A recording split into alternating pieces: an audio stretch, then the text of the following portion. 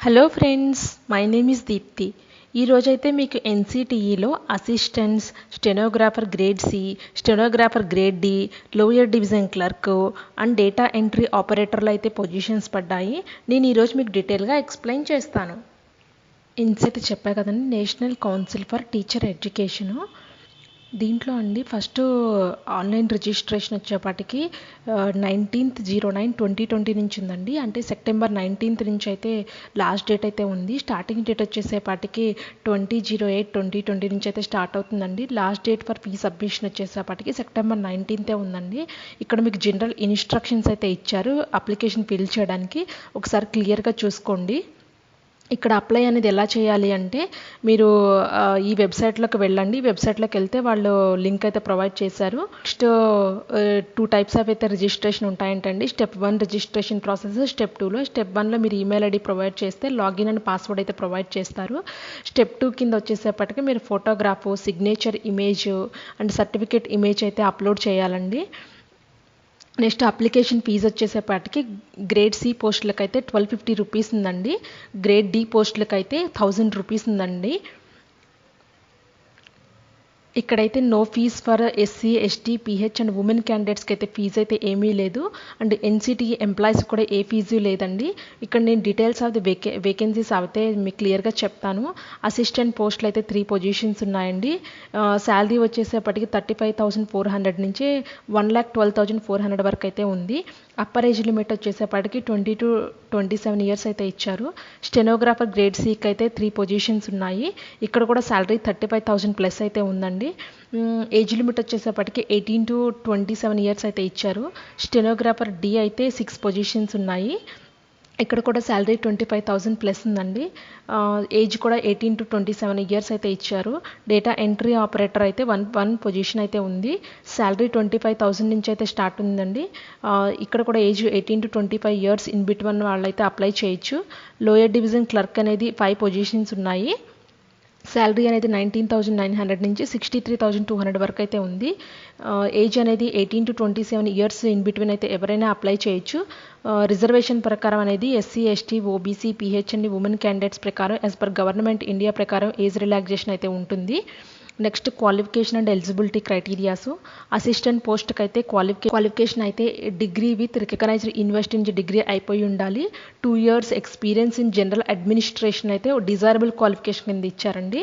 Stenographer grade C అయితే essential వచ్చేపాటికి 10+2 from recognised university నుంచి చేసేసి ఉండాలి. 100 words per minute ఇంగ్లీష్, హిందీలో అయితే టైప్ చేసి ఉండాలి.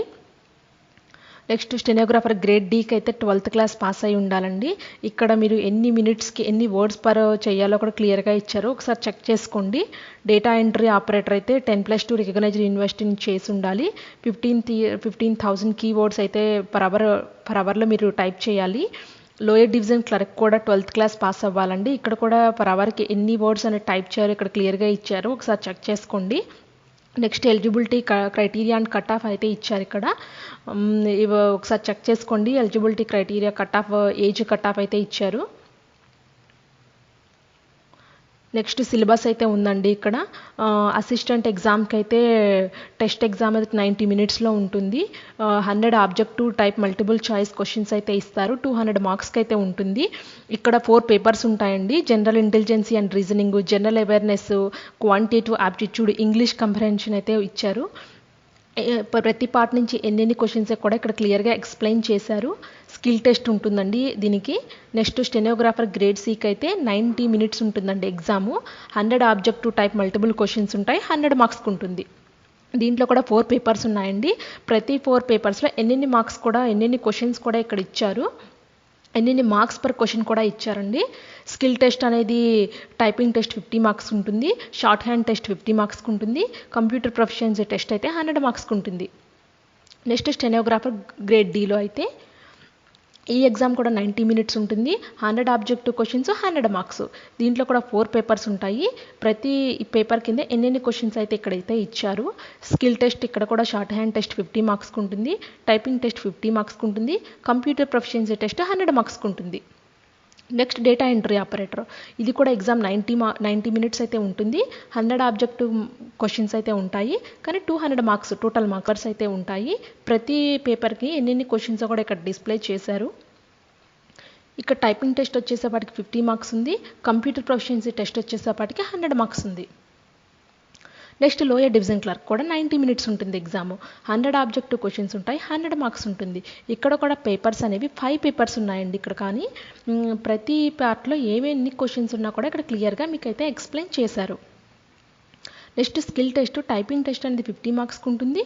కంప్యూటర్ ప్రొఫిషియన్సీ టెస్ట్ 100 మార్క్స్కి ఉంటుంది. నెక్స్ట్ ఇక్కడ ఎగ్జామినేషన్ సిటీస్ అయితే ఇచ్చారు, ఒకసారి చెక్ చేసుకోండి. ఫైనల్గా అయితే మీకైతే ఇక్కడ ఒకటైతే ఇచ్చారండి. ఇక్కడ చెక్ చేసుకోండి.